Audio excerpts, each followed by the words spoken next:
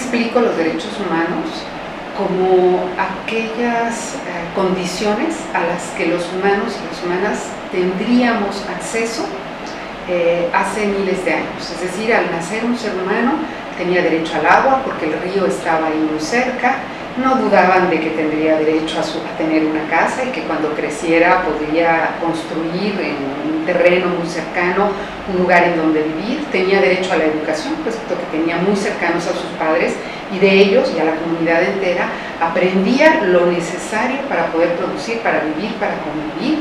Y además tenía derecho a todos los ritos culturales, es decir, su relación con Dios, su relación con sí mismo, este derecho a la salud, porque tenían todas las plantas, el conocimiento, para permanecer y estar sanos. Esos son los derechos humanos en esencia. No es que en 1800 o en 1900 se hayan instaurado y que hoy estén de moda y que hoy apenas los hayamos metido en la Constitución. No tiene que ver con eso, no es una moda, no es algo que apenas se acaba de hacer y hacia lo que vamos, es algo que siempre hemos tenido. Los derechos de las personas a vivir, a tener acceso a los recursos, a poder tener y generar recursos a partir de su trabajo para adquirir las cosas que necesita, a tener derecho a la cultura, a la recreación y a una vida plena y digna. De tal manera que lo que recientemente se ha hecho es definir que esos derechos siguen siendo válidos. ¿Y por qué se ha tenido que definir que siguen siendo válidos? Bueno, pues porque un grupo minoritario de la población se ha querido adueñar de todo, de las aguas, de las tierras, de las casas, de los créditos, de los trabajos, y entonces han dejado sin esos derechos de las personas a una cantidad importantísima, una proporción muy importante de la población, y entonces hemos tenido que decir, espera, aquí hay un derecho y no puedes irte sobre él. Para mí los derechos humanos son aquellas condiciones que permiten a una persona realizarse, ¿no? Que dentro de estas condiciones están las libertades, las facultades, es todo aquello que a mí me permite tener un desarrollo sano con respecto a lo individual, pero también a lo colectivo. Tiene que ver con el principio de la dignidad inherente, es decir, es un conjunto de prerrogativas que tienen todas las personas por el simple hecho de ser humanos, y estas prerrogativas deben ser cubiertas, satisfechas, protegidas por el Estado, en este caso por los gobiernos. Los derechos humanos son las garantías inherentes que tenemos todos como personas, sin distinción de raza, religión, edad, nacionalidad ni ninguna otra condición. Son garantías que existen en el ámbito normativo, pues para garantizar que las personas tengan acceso a una vida digna, que establecen criterios pues, de igualdad y de accesibilidad a oportunidades de desarrollo.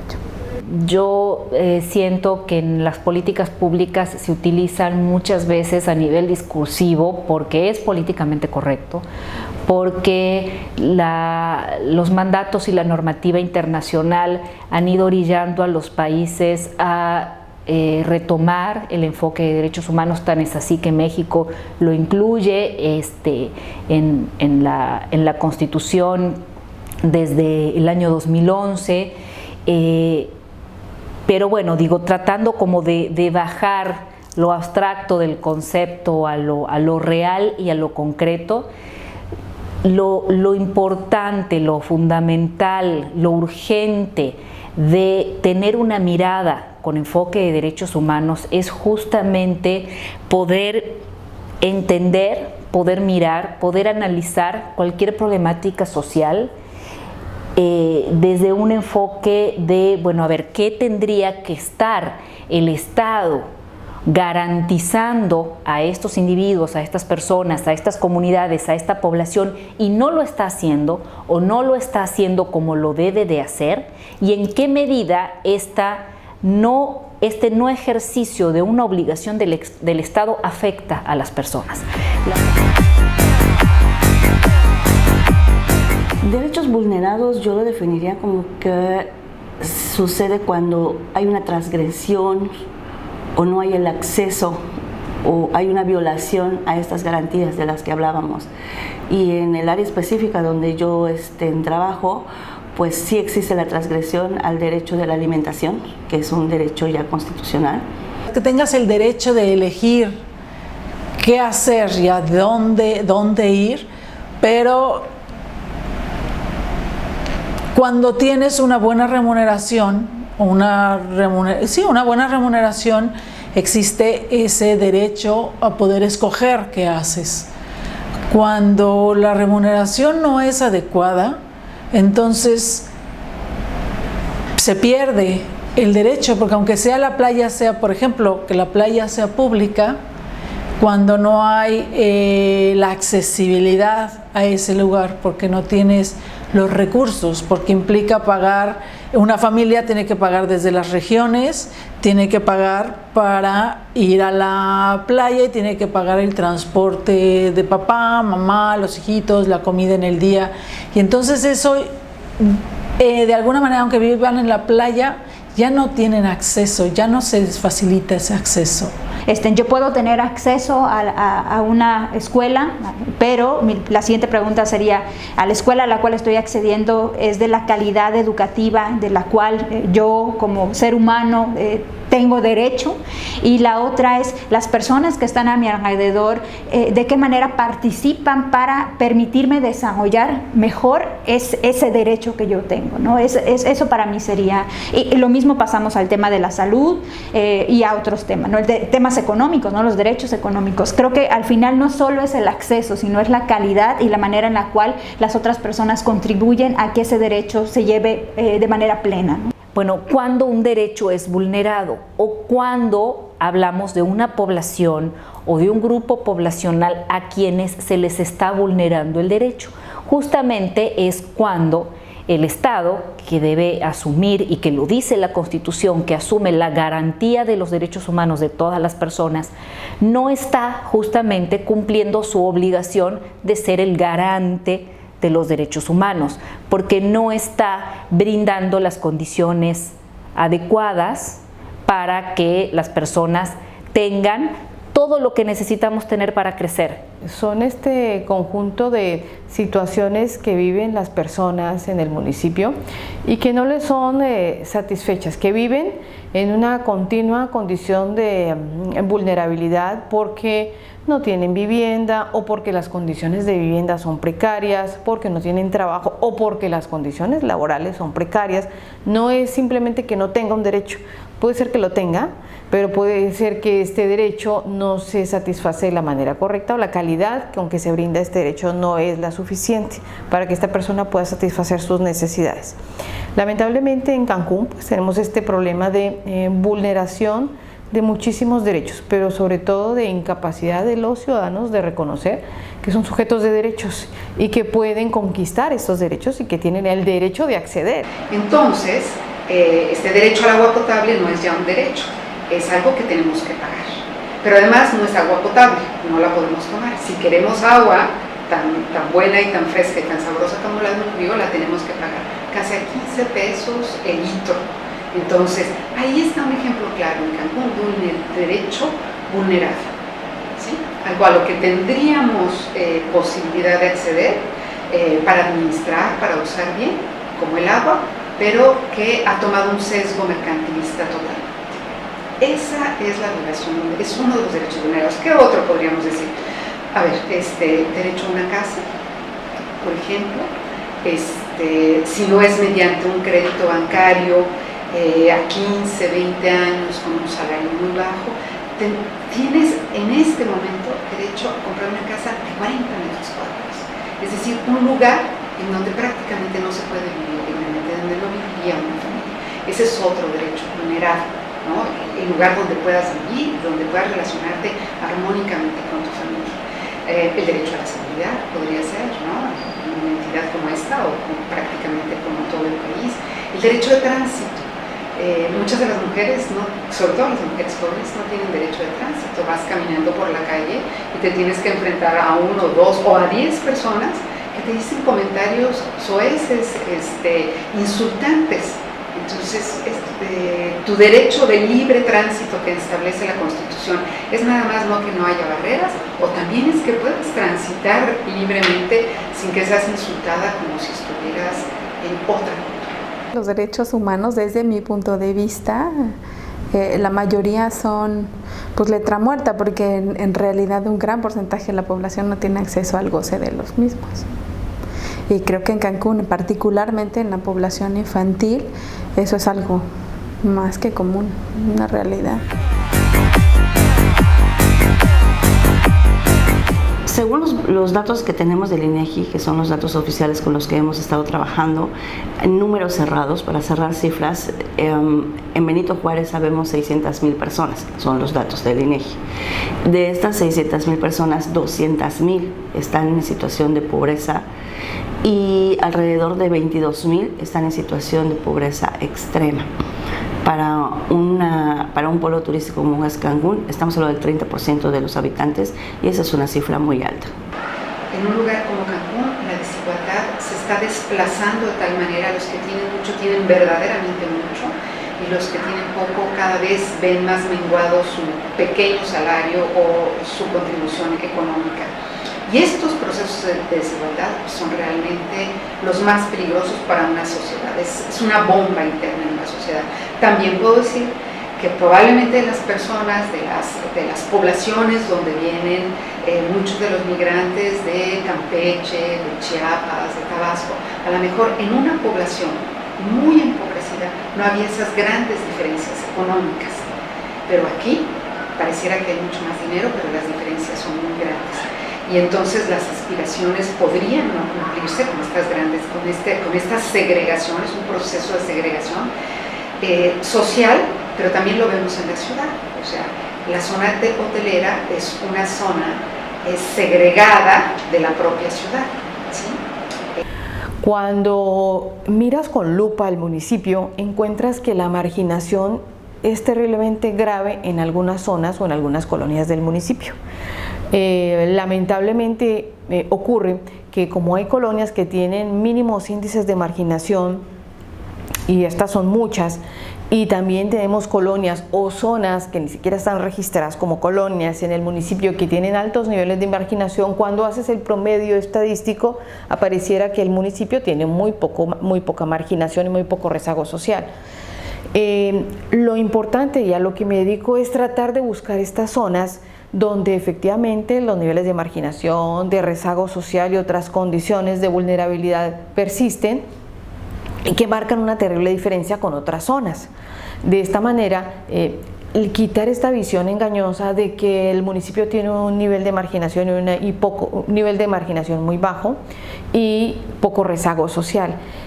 Un tema importante es el tema de derechos y salud sexual y reproductiva para adolescentes. Tenemos también estadísticas muy interesantes y elevadas de adolescentes embarazadas. Entonces ese es un tema prioritario, el tema de la violencia, de las adicciones, el tema de la explotación laboral o la no adecuada aplicación de los derechos laborales, ¿no? Porque el ingreso no les está alcanzando. Ninguno de los dos trabajos, y el ser ama de llaves, el ser steward, no son trabajos indignos, pero el problema es que la remuneración que se está teniendo no está siendo adecuada para el nivel de vida o el nivel de gasto, lo que cuestan los servicios y los servicios aquí. Se conoce como nivel de vida y a final de cuentas entonces no empatan. Y hablábamos, por ejemplo, de los derechos de aquellas personas que llegan por primera vez a Cancún y lo que pasa con ellos se reproduce en otra escala con los que tenemos más de 5 o 10 años viviendo aquí, ¿no? El primer derecho vulnerado de un migrante que hasta el día de hoy, yo que ya llevo más de 13 años lo sigo viviendo, es el tema de la vivienda, ¿no? Donde vive una persona que tiene menos de 6 meses en Cancún, cuarterías, en condiciones indignas, en regiones inseguras. Y lamentablemente, cuando vemos a las familias que ya tienen más de ciertos años en Cancún, sigue siendo el mismo modelo, ¿no? La única diferencia es que ahora ya es su casa propia, ¿no? Pero siguen siendo casas de 4x4 o menos de 4x4 en zonas inseguras y que inclusive no cubren todas las necesidades de esa familia, ¿no? Tema, por ejemplo, educación, no hay cobertura. hablando específicamente. Hay cobertura, pero no hay, hay acceso a la educación, pero tenemos a niños en quinto de primaria que no saben leer y escribir. Todas estas carencias, todas estas vulnerabilidades que se van acumulando a lo largo de la vida, justamente lo que van sembrando, lo que van generando son sociedades con altos niveles de marginación, con altos niveles de pobreza, con altos niveles de exclusión. Y todo esto, y a la violencia, pues hay un paso inmediato, ¿no? Las niñas, si terminan la secundaria, y también los niños, si las niñas terminan la secundaria o no terminan la secundaria, no es una situación grave en casa, porque las niñas dan por hecho que se van a casar, entonces no necesitan preparación. Y los niños pues se vuelven un ingreso económico más al hogar. Entonces, el hecho de aspirar a una carrera universitaria no es prioridad. Y también todas estas cosas, es un ejemplo de las cosas que arrastra un ambiente de pobreza.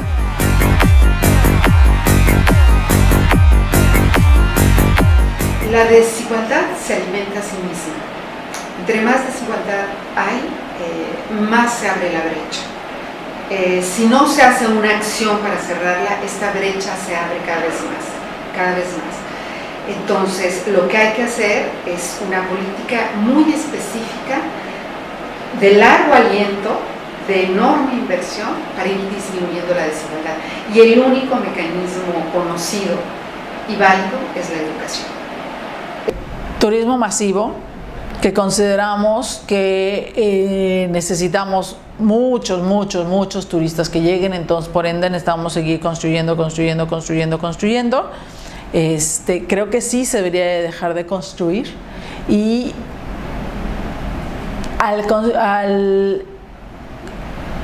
y poder ubicar, porque al seguir construyendo lo que vamos a seguir haciendo es, vamos a seguir teniendo cada vez más, masificando 6 veces más lo que ya está masificado. Y el turista que va a seguir llegando va a ser cada vez un turista de menor poder adquisitivo, que va a dejar menor derrama. Se tiene que hacer algo para que en el aspecto de para que el modelo económico de cómo está funcionando hoy el turismo genere mayor derrama. No está generando la derrama económica que debería generar, porque como pagan todo afuera, el turista que llega al destino realmente está gastando aquí una mínima parte, porque viene a todos los sistemas, a todos los hoteles, a un hotel todo incluido, deja sus ingresos, ya los pagó fuera, prácticamente no sale en una semana, y si sale toma uno que otro tour, y ese uno que otro tour se lo está vendiendo la misma empresa donde está en el hotel. Entonces, ¿dónde está? Son unas cuantas propinas las que está dejando. Pero me parece imperativo trabajar el tema de vivienda. Esta es una ciudad que crece demográficamente de manera acelerada, y es necesario insertar las familias no solo en viviendas, sino en viviendas dignas. Un grave problema de la ciudad es que estamos creando pequeñas colonias con casas muy pequeñas, unihabitacionales, donde una familia tiene que incluirse, de 4 o 5 miembros, tiene que incluirse en un pequeño espacio. Esto se suma a una serie de agravantes. Esto promueve, por ejemplo, violencia familiar, violencia sexual, que paralelamente son de las más altas del país. Nuestro estado tiene el primer lugar a nivel nacional en cuanto a la más baja cobertura en educación preescolar de todo el país. Estamos hablando de que alrededor de 5 o 6 de cada 10 niños que tienen la edad para ir a preescolar van al preescolar, ¿no?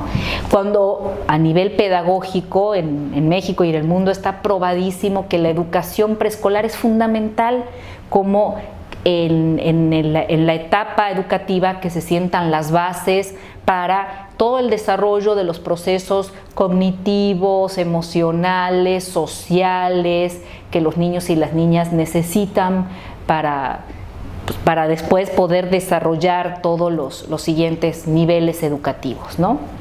Ahí tenemos, por ejemplo, una falla una falla estructural muy, muy grande. El derecho a la salud debe ser satisfecho en este municipio porque tenemos enfermedades, especialmente las relacionadas con la salud sexual y reproductiva, que están afectando muchísimo, especialmente a las mujeres. Tenemos que este es un municipio que tiene altos niveles de infección de VIH.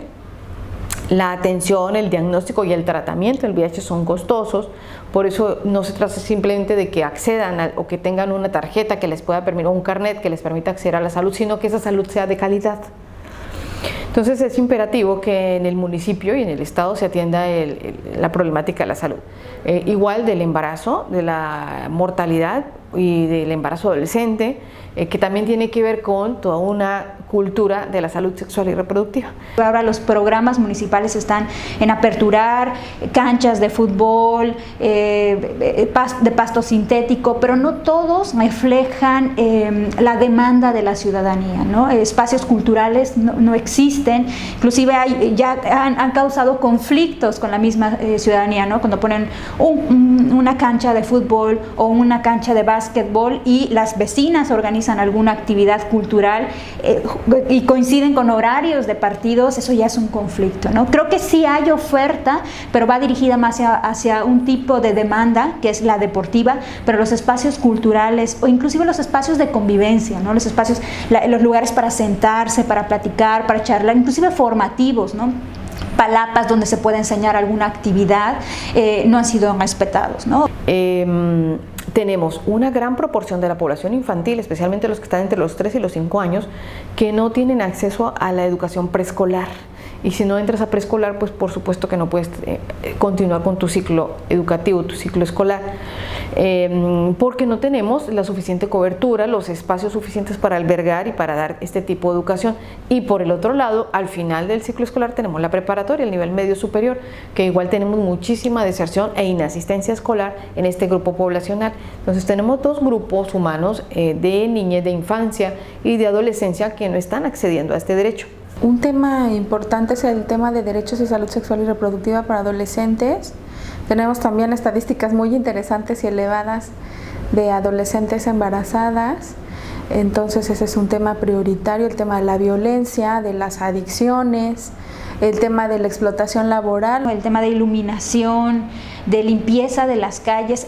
Es chistoso como estos, yo le llamaría los derechos sociales, todo lo que incluye los derechos sociales, como de la zona hotelera de Cancún van siendo más vulnerables a partir que vas bajando hacia la salida a Mérida, ¿no? Es decir, la zona hotelera está cubierto los servicios públicos, el tema de la vivienda, quien alcanza a vivir bien en la primera zona, las casas, la renta es cara, pero las casas están bien, cubres cierta parte de los derechos sociales y vas bajando hacia las 90, las 100, las 205 hasta las zonas irregulares y cada vez esos derechos se van perdiendo, ¿no? En la zona regular no existe nada de lo que podríamos comparar. Esos polos inclusive que son polos para nosotros es la zona hotelera y la zona atolera, ¿no? Como le llaman, pero refleja de alguna manera los intereses de esta ciudad, ¿no? En el tema del trabajo y de la no regulación del trabajo, lo que genera es desatención de las niñas y los niños. Tenemos un gran porcentaje, cuando menos nosotros estimamos que 8 de cada 10 niños en Quintana Roo están viviendo una situación de abandono emocional.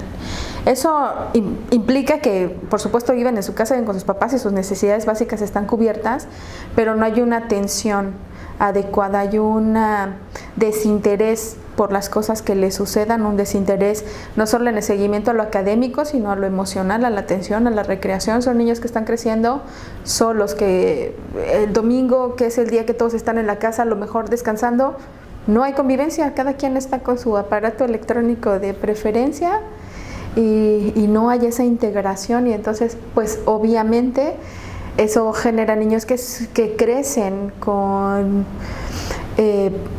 pues emocionalmente con poca capacidad de vincularse afectivamente, con poca autoestima, con pobres habilidades sociales, y eso está generando cada vez más esta sensación también de no pertenencia. Esta generación de la crisis, claro que no preocupante porque las crisis han ido empeorando, han ido desposeyendo a las personas. Pero ¿qué pasará con estas condiciones económicas dentro de 10 o 15 años? O sea, las personas que no han podido pagar sus hipotecas, las personas que ya no pueden pagar, que han dejado de pagar su predial y ya no van a poder, la deuda les ha crecido tanto que no van a poder pagarla, las personas que no pudieron educar a sus hijos y que entonces ya es un rezago que ya no van a poder o que no pudieron atender a su salud y que los problemas van aumentando y aumentando. Es decir, no, el problema no es tanto ahora, sino, o sí es mucho ahora, pero ¿cuál es nuestra visión de futuro? Como una sociedad con muchas más posibilidades de enfermarse, con muchas más posibilidades de perder las pocas propiedades que a lo mejor pudieron ir pagando ahí, con posibilidades reales de perderlas, con pocas posibilidades de reorganizar cosas culturales, socialmente, como formación de red, es decir, con un empobrecimiento social y no solamente económico, que hay que atender. Región 96, que es donde estamos. La región 96 es una de las regiones con los más altos índices de pandillerismo, de bandas, y esto tiene mucho que ver con eso, con este tema de hambre y pobreza. Los chicos no pueden seguir estudiando por diversas razones y una de esas es el aspecto económico. Entonces se salen de la escuela, más el rezago educativo que ya traen, que les impide continuar con matemáticas, física, química, ya no digamos inglés. Entonces hace que estos jóvenes no sigan en la escuela y eso genera este ciclo de pobreza y que tiene mucho que ver y que está íntimamente relacionado a la violencia. En la región 96, en pequeño, eso se puede ver. Y la venta de drogas, el alcohol, también está considerada como una zona de urgente intervención en el tema de drogas y adicciones. Es la edad entre los 16 y los 18 años, que es una edad vital, ¿no? Porque está más que probado que la permanencia de los jóvenes y de las jóvenes en la escuela es un factor protector fundamental para que no consuman drogas, para que no inicien en el consumo de alcohol y tabaco, para disminuir los embarazos en adolescentes, ¿no? Entonces, digamos que les estamos dejando o los estamos lanzando al mundo, a los jóvenes y a las jóvenes en una edad en donde ciertos procesos vitales de inicio de la vida sexual activa, inclusive de la formación de parejas y de procesos de autonomía que viven los jóvenes en estos momentos, en donde dejarlos fuera de la escuela es como pues, abrirles el mundo salvaje, ¿no? En donde tienen que empezar a lidiar con su vida emocional, con su vida laboral, con su vida futura, quizás con muy pocas herramientas. Y bueno, ya no hablar del nivel superior, en donde en nuestro estado alrededor del 20-25% de los jóvenes tienen la posibilidad de estudiar, ¿no? Estarte enfrentando completamente una doble realidad no considero que sea sano. Entonces, hay muchas ocasiones, y ahorita que ha ido incrementando estos patrones de violencia en la ciudad, tiene que ver con que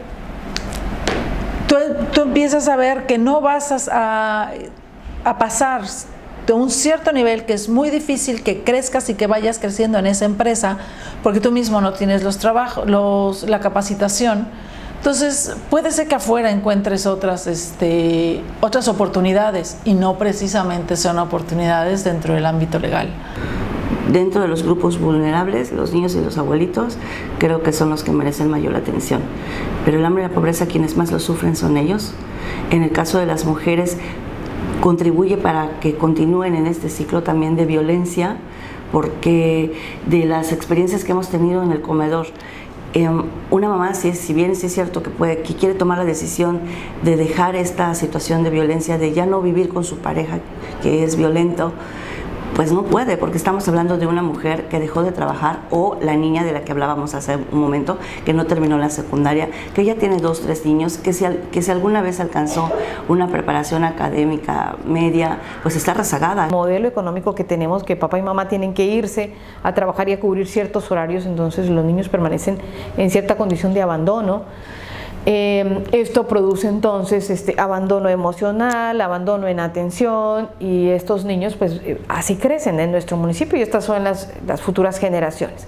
En los adolescentes estamos viendo que, al igual que la poca atención que tienen de los padres, el poco acceso a derechos, la poca oportunidad de tener espacios públicos dignos y sobre todo que muchos, tenemos casi un 30% de adolescentes que no asiste al nivel preparatoria, pues esto nos va a traer el crecimiento de fenómenos como el pandillerismo, la inserción en grupos de delincuencia organizada, el crecimiento de la adicción. El no atender otras políticas públicas como los expendios de alcohol, pues facilita el acceso de muchos jóvenes al consumo de alcohol. Tenemos que Quintana Roo tiene niveles muy altos de consumo de alcohol y de drogas. Esto va de la mano con afectaciones de tipo emocional. Tenemos que nuestro municipio tiene muchísimos problemas relativos a la depresión y sobre todo al suicidio. Somos de los más altos del país en suicidio, en intentos de suicidio. Entonces, y por supuesto vamos a tener un bono poblacional posterior de jóvenes y de jóvenes de adultos maduros, pues que vienen con una serie de carencias desde la adolescencia, desde la infancia. Entonces no podemos esperar la mejor calidad de seres humanos en el futuro. Y cuando llegan después de una jornada que no es de 8 horas, porque además cuando menos es 1 hora de traslado al hotel y en la mayoría de los puestos en el servicio hotelero tienen cuotas. Por ejemplo, las camaristas tienen que atender, me parece que 40 habitaciones por turno. Y bueno, pues no siempre les dan sus 8 horas para terminar con su actividad, o si tienen que estar en un programa de capacitación y eso les quita tiempo de su jornada, pues tienen que extenderla. O si tienen que ver asuntos administrativos en el trabajo, bueno, pues eso ya las extiende. Además son trabajos físicamente desgastantes, cansados, entonces llegan 12 horas después, pues qué ganas van a tener de atender a los hijos. El turismo es como muy delicado. El turismo es un sector que así como reacciona a algunas cosas, reacciones muy sensibles, es muy vulnerable. Entonces es un sector que si pasa algo en México, está pasando algo en el norte, de mal clima, de violencia, de lo que sea, la gente inmediatamente dice, oh, es México. Y no reacciona que Cancún está muy lejos de aquel acto de violencia de otro lado. Entonces mejor se retira. Así como empiezas a posicionarte como destino, inmediatamente la gente empieza a detectar que las cosas no le gustan y el buen turismo deja de llegar. Y volverte a posicionar te cuesta muy caro. No es un trabajo que se hace de la noche a la mañana, y sí es un trabajo una posición que se pierde de la noche a la mañana, porque no vas a ir, porque es muy caro viajar, es muy caro ir de vacaciones, y si te cuestionas ir a un lugar donde a lo mejor ya no sonríe el mesero, donde aquí lo que vienen es, les gusta que el mesero los trata bien, les gusta que vienen a los hoteles todo incluido y que los apapachan, pero en el momento en que empiecen a ver otro tipo de actitudes, por supuesto que reaccionan. No sé si es propio de Cancún o es una cosa también del momento histórico en el que estamos viviendo, ¿no? Pero cada vez las relaciones interpersonales en el núcleo familiar, o sea, el vínculo padre, madre, hijos, es sutil y cada vez se diluye más este vínculo. No hay esta comunicación, esta escucha empática, saber cómo te sientes, cómo te va, esta retroalimentación. Lo hemos visto, nos ha tocado ver a todos ir a comer a un restaurante y ver que todos están con su celular y nadie se habla. El liderazgo de un gobierno refleja sus intereses, o el perfil del liderazgo refleja los intereses que hay, ¿no? Yo creo que hay muy buenas voluntades trabajando en la función pública como servidores y servidoras, pero a veces el juego de poderes permite que se volteen a ver otras necesidades, y estas necesidades que parecieran no tan importantes como la recreación, bueno, inclusive el derecho a los derechos culturales, o de ejercer o de tener oferta cultural, queden rezagados, ¿no? La política pública tiene que estar orientada justamente a atender estos factores estructurales, o sea, que están en la base de las consecuencias negativas, ¿no? La pobreza, el rezago educativo, la inseguridad, la cultura machista o misógina, las carencias de acceso a servicios de salud de calidad, cercanos a la gente, etc. Esto es muy fácil de decir, pero bueno, luego no se da en la práctica. La definición de política pública es aquella que toma en consideración las necesidades de la población. Hay una enorme diferencia entre el concepto de política pública y acción de gobierno. La acción de gobierno es un manotazo que dice que se hagan estas cosas, ¿no? Que se pavimente esta calle. Puede ser un beneficio, pero si la población no era lo que necesitaba más urgentemente, resulta que es simplemente una acción del gobierno. La política pública le pregunta a la población, ¿qué? ¿Te pongo drenaje primero y luego te pavimento? ¿O te pavimento y te quedas sin drenaje? Entonces, esa es la gran diferencia. Cuando hablamos de política pública, tenemos que decir que es una política que se basó en la discusión con lo que la población considera que son sus necesidades, sus prioridades para atender. En ese sentido no hay política pública. Es decir, no se consensa lo que se va a hacer, no se escucha cuáles son las principales necesidades y hay una segregación impresionante. Yo diría que una de las necesidades más importantes de atención en Cancún es la seguridad. Eso es lo que dice la población en las encuestas que hemos hecho. Todo el mundo menciona que hay una enorme inseguridad. Entonces, pienso que una política pública sería atender a la seguridad. ¿Está bien? Hay un fondo para atender, muy importante, muchos millones de pesos para atender el tema de la inseguridad. Nada más que ese fondo solamente se aplica en 3 polígonos. Los otros 12 polígonos no han tenido, no tienen y no tendrán atención. Entonces, estamos dejando en rezago al 70% de la ciudad para ese tema.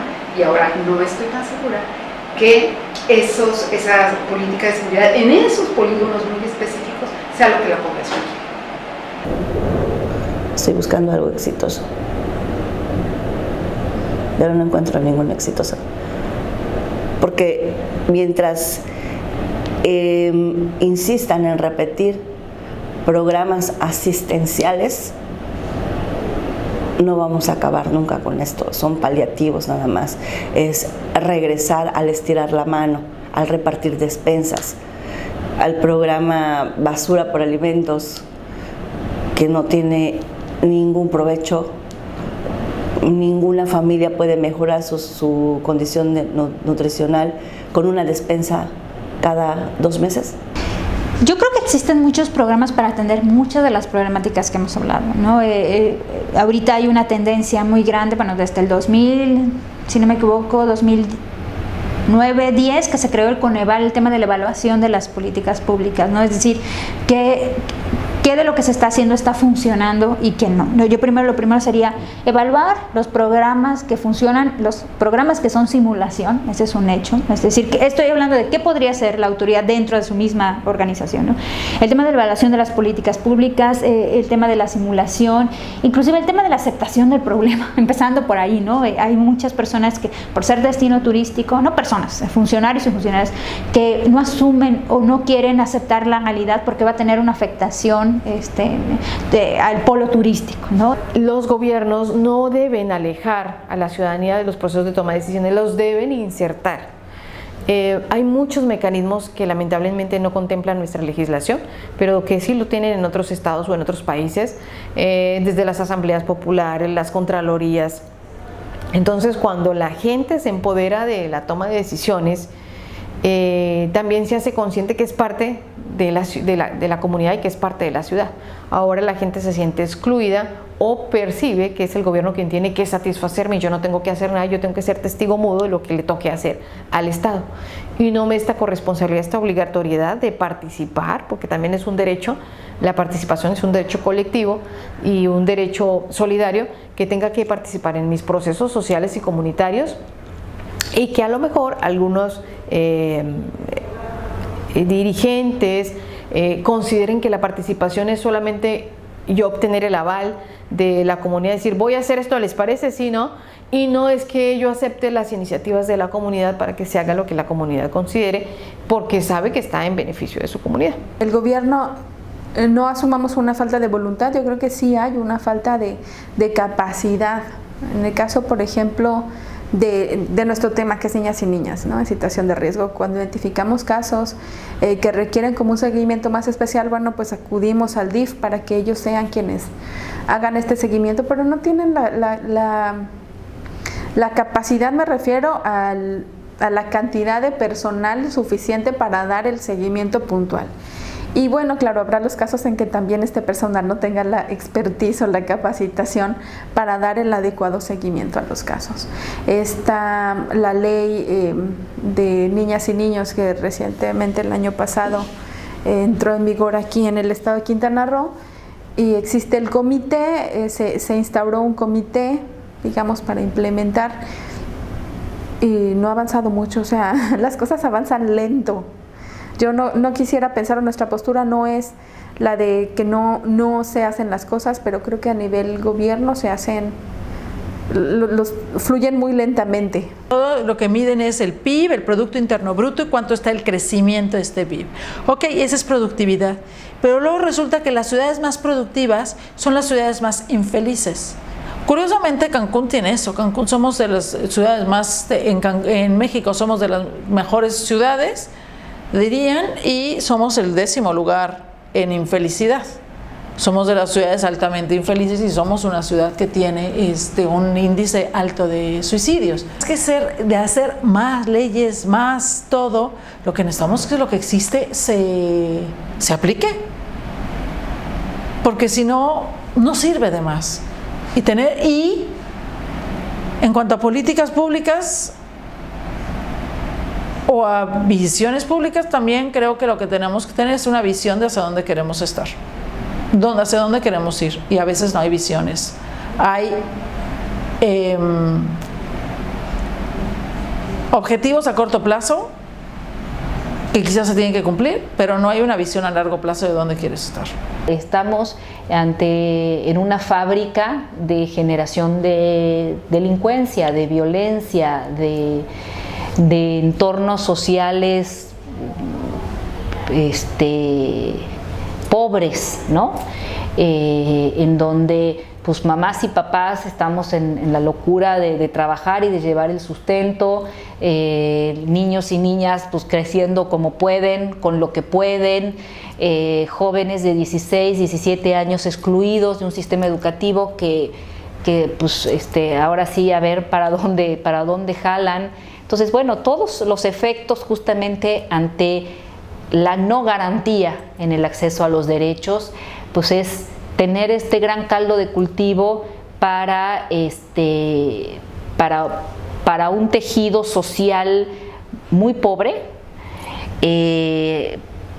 para un entorno comunitario que trabaja, pero trabaja para unos cuantos, en donde no ve que haya una derrama efectiva en las economías familiares cotidianas, y con una juventud cada vez más descreída de las verdaderas posibilidades de crecimiento laboral y cada vez más afincadas en que quizás hay otros medios para crecer o para hacer dinero.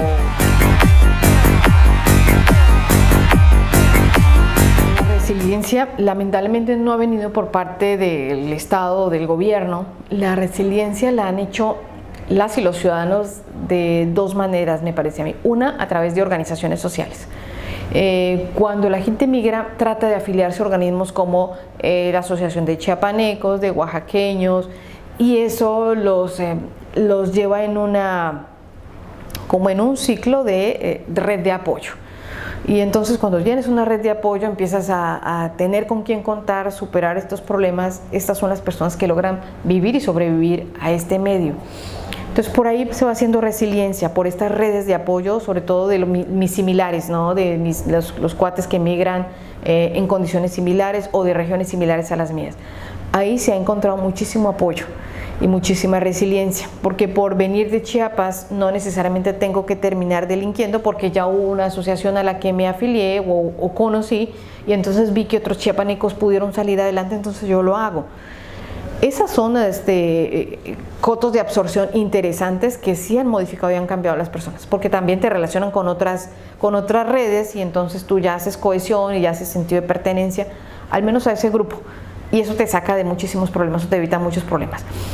Cuando no tienes con quién conectarte o contactarte y no tienes o no armas tu red de apoyo, ahí podría ser un problema importante para no hacer resiliencia. Y otros que me parece que han hecho resiliencia y vienen creciendo muchísimo en el municipio y en el estado son todos los temas religiosos, los templos, las iglesias. Ellos vienen haciendo un papel muy importante que no viene haciendo la figura pública o el Estado.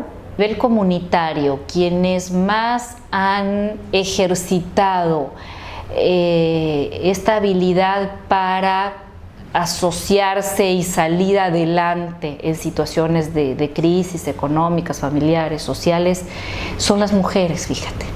Porque son quienes están más tiempo en la casa por el cuidado de los niños y de las niñas, necesitan hacer red, porque finalmente cuando las mujeres tenemos hijos y más en lugares como Cancún, que muchas no tenemos al papá, a la mamá, a las tías, a la red, digamos, de la familia extensa, necesitamos, queramos o no, necesitamos hacer red con las otras madres de la comunidad para la crianza de los niños y de las niñas.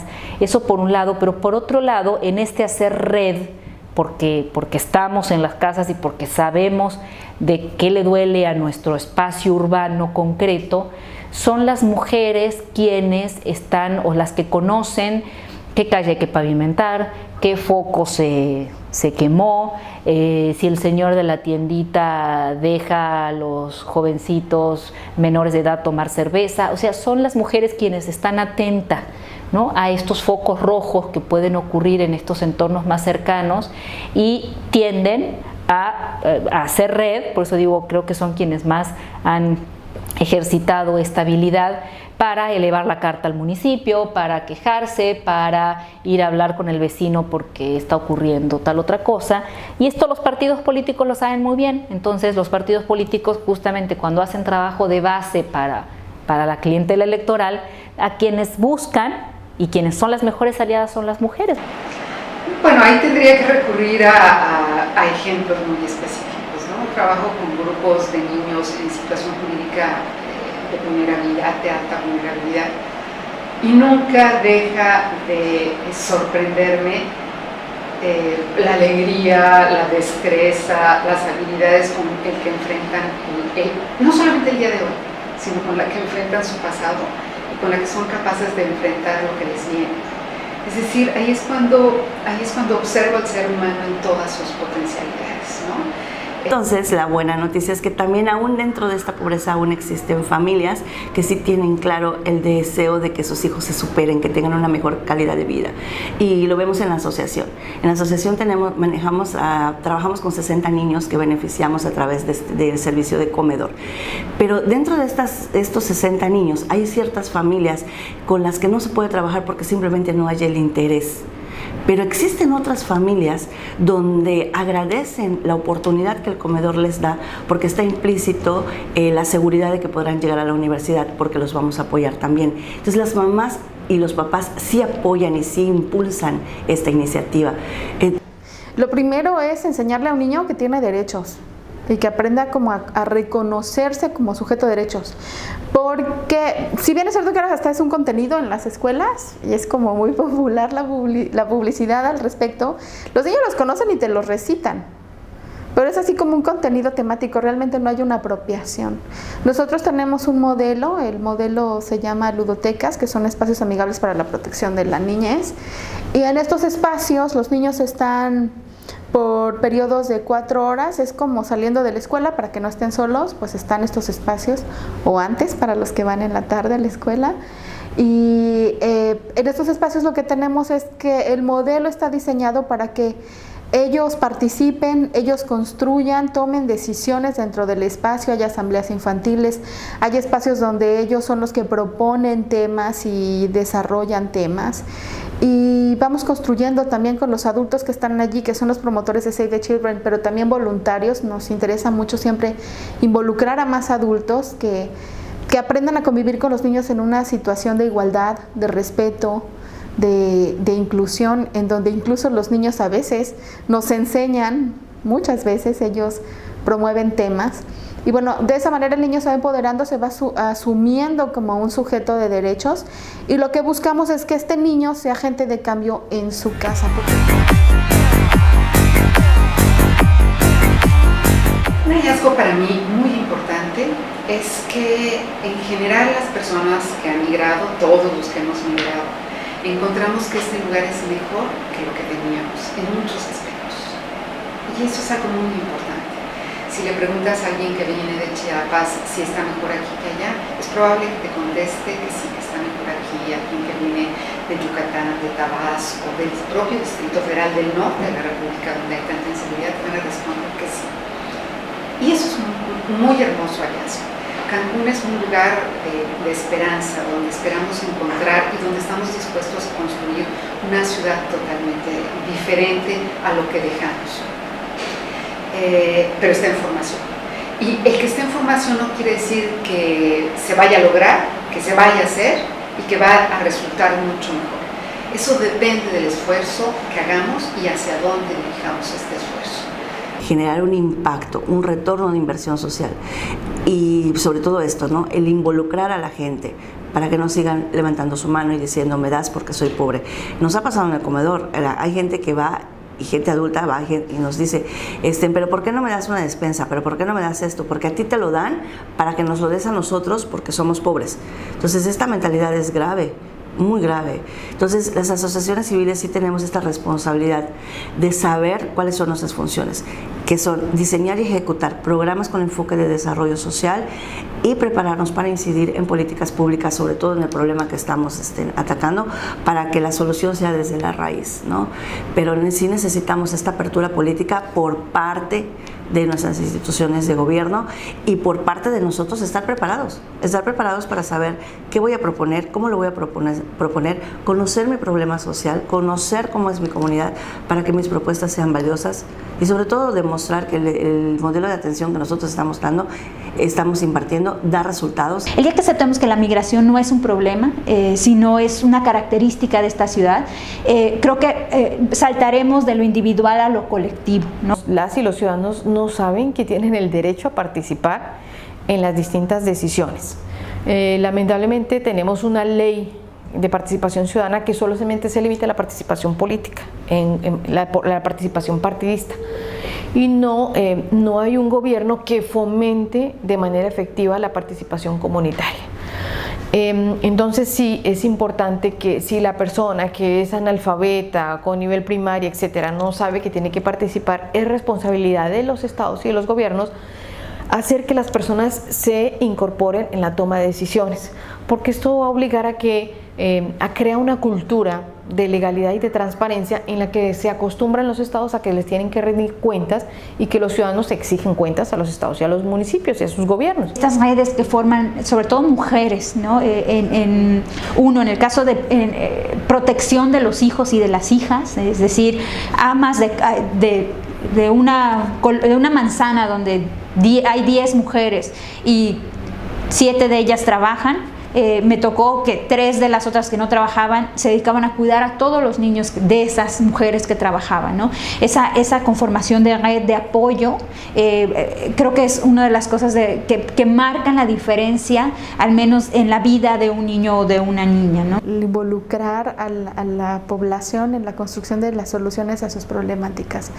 Hoy por hoy, históricamente hemos sido víctimas de estos modelos asistenciales en donde estamos esperando la solución mágica de nuestros problemas y no asumimos como población esta responsabilidad compartida de ser la causa o de no abonar a la solución. Hay muchas cosas que se necesitan cambiar, hay muchas cosas que se pueden cambiar, Yo cuando hice mi trabajo, alguien me decía que Cancún ya estaba perdido y no me la creía. Y creo que es precisamente ese hecho de que mucha gente no se la cree y que están haciendo algo. Si hay grupos que hacen algo, si hay gente que hace algo, yo sí creo que la participación de la ciudadanía a todos los niveles, desde el nivel de su entorno inmediato y su familia, y el poder enseñarle otra cosa a sus hijos y enseñarle otras cosas actuar de manera distinta en su familia, es importante. Y también el hecho de que sí en Cancún hay varias asociaciones que están haciendo cosas. Creo que lo que nos hace falta es, se hacen cosas, hay varios esfuerzos aislados que deberían de tratar de dejar de ser aislados para poder tener mayor impacto. La sociedad civil nos toca informarnos, nos toca agruparnos, nos toca hacer alianzas, nos toca salir, ¿no?, de una postura de recibo a tomar una postura de activación social, y en donde tengamos la capacidad, los recursos, la fortaleza como personas o como grupos de sentarnos en las mesas en donde se toman las decisiones, o en donde se están ocurriendo los procesos sustantivos, ¿no? Es un proceso de sensibilización, es un proceso inclusive de promoción de la identidad de Cancún como un lugar de migrantes. Y es un trabajo de todos, ¿no? Desde sociedad civil, desde gobierno, desde empresarios. El hecho que se deje de ver Cancún como el nidito donde voy, genero dinero y me regreso, ¿no? Es decir, sino ven a Cancún, trabaja, vive bien mientras el tiempo que estés, y si tú quieres regresar, regrésate. O sea, el chiste no es que se queden o que se vayan, o sea, esa no es la solución, sino que el tiempo que permanezcas en Cancún, construyas algo, y al mismo tiempo eso que construyes impacte en las demás personas que siguen viniendo en Cancún, ¿no? O sea,